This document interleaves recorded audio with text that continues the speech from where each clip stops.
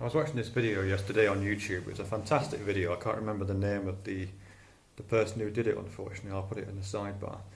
But it was a list of quotations from feminist writers seeming to instigate, well, just complaining about the exploitation of women by men and, well, kind of suggesting what actions should be taken, usually actions of violence. It's just a superb list. You know, serious respect to the person who did that. But it did get me thinking about what the status of that was. I mean, one thing it reminded me of, and this is going to seem a bit off topic, but I'll see if I can pull it back by the end. It reminded me of a kind of song that I used to sing when I was a kid. It was very popular in the playground when I was about 7 or 8. And it was called something like 3 German Officers Crossed the Line. I'm guessing it must have been harking back to the Second World War or something, I guess.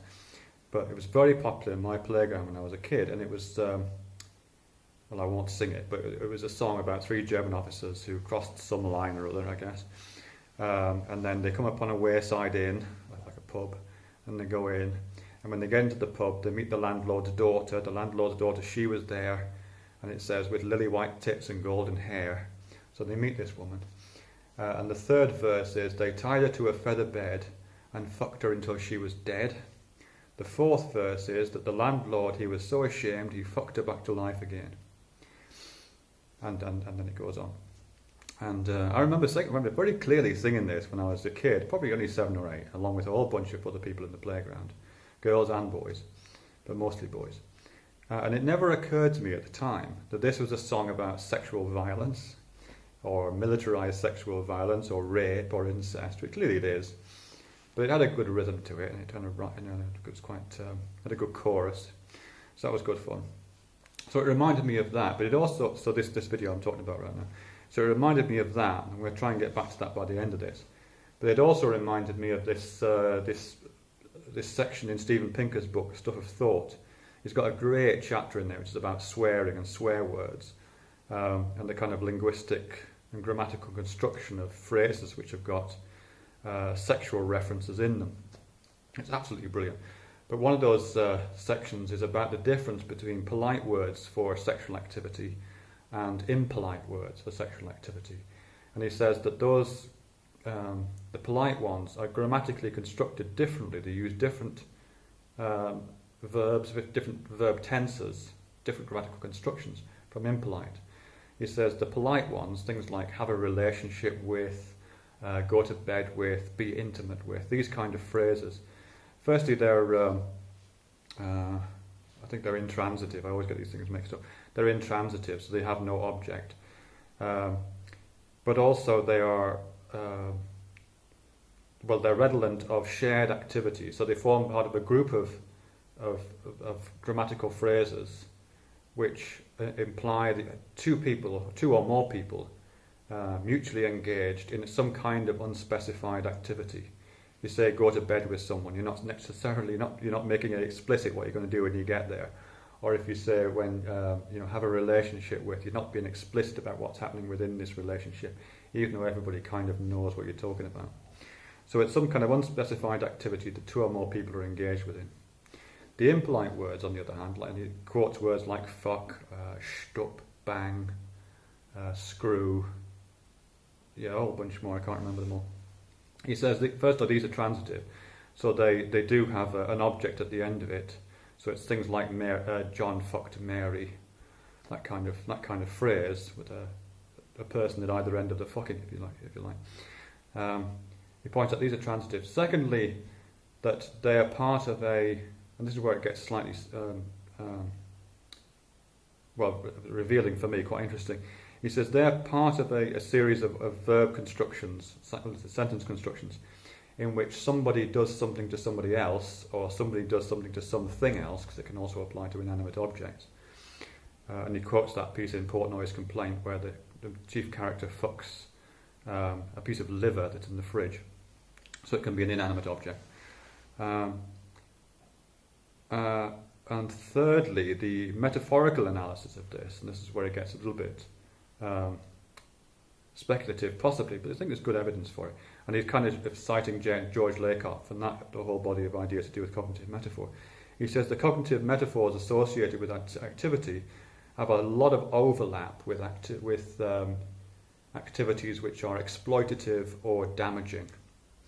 So we tend to use, and that's revealed actually in other uses for those sexual phrases. So we use words like fucked over to mean exploited, or we used phrases like screwed up to mean damaged. So there's a lot of conceptual overlap between those impolite phrases for sexual activity with damage. And the third correlation is that this set of impolite phrases, in addition to being transitive, somebody doing something to someone else, in addition to it being a potentially damaging or exploitative activity, a covert implication, but it's there nonetheless. The third correlation is that it's overwhelmingly a male activity, because the actor in that role, the subject, the person doing the fucking, is the active principle. Not just within our society, but in all societies, the active principle is almost invariably considered male. So there's always an implication that it's a male actor potentially exploiting or damaging a non-male or female subject. Now that's not to say that real men like myself and like all the other men out there are beasts and we're all exploiting and damaging females. It doesn't mean that at all. It simply means that the construction of our language, at the level of verb tenses, at the level of sentence construction, not at the overt level of content, of visible content, but at this kind of subterranean level of sentence construction, and by implication, at the level of conception, at the unconscious cognitive level, our language is constructed in a way which contains these kinds of implications, which I think is fascinating. And I think that certainly, if I can hark back to this little playground chant, without thinking of that, I guess it felt so easy and obvious to me when I was 7 or 8 saying that, because the circuitry is already there in my brain, presumably, and the semantic circuitry, if you like, is already there in the language. Which I say, and as I say, I'm absolutely not owning up to any kind of misplaced guilt about being the oppressive male. That's certainly not how I see myself, although I do feel a little bit guilty about singing that song now, if I'm honest. So I think that whilst that set of quotations is fantastic, and I really, really enjoyed listening to it, I think there's another narrative to do with the way that violence and exploitation and damage also exists in the language, but not on the surface, but within the deep grammar or something like that. And it's almost invariably at that point, at that level, male on female violence. I think it's also just worth saying, actually, just as a kind of an addendum, is that with the sole exception of Valerie Solanas, who was quoted extensively in that list of quotations, Valerie Solanas, who is the woman who shot Andy Warhol, and wrote the Scum Manifesto. Valerie Solanas was a particular individual, she had issues, she had some psychological problems. So I don't think she's typical of that list. The other people on that list were not quite of the same ilk as Valerie Solanas. But one of the important things for me, at least, coming out of that is that, you're just looking around the world, there is clearly not really a campaign of violence by feminists against men. Sure, feminist writers have got fighting words in there. But it's, yes, a lot of that language sounds like hate speech. It is hate speech. It's hate speech, or could be construed as hate speech. But it isn't followed up. There's not really a campaign of violence. If Andrea Dworkin was out throwing firebombs at men in the street, or if the other writers that were mentioned there were actually out there with Uzis taking men out for being so piggish, then I think that would be something to watch out for. But that's not the case. If you look around, there is not a campaign of violence. In fact, the statistics, as we all know, unfortunately show the reverse. That it's far more likely to be,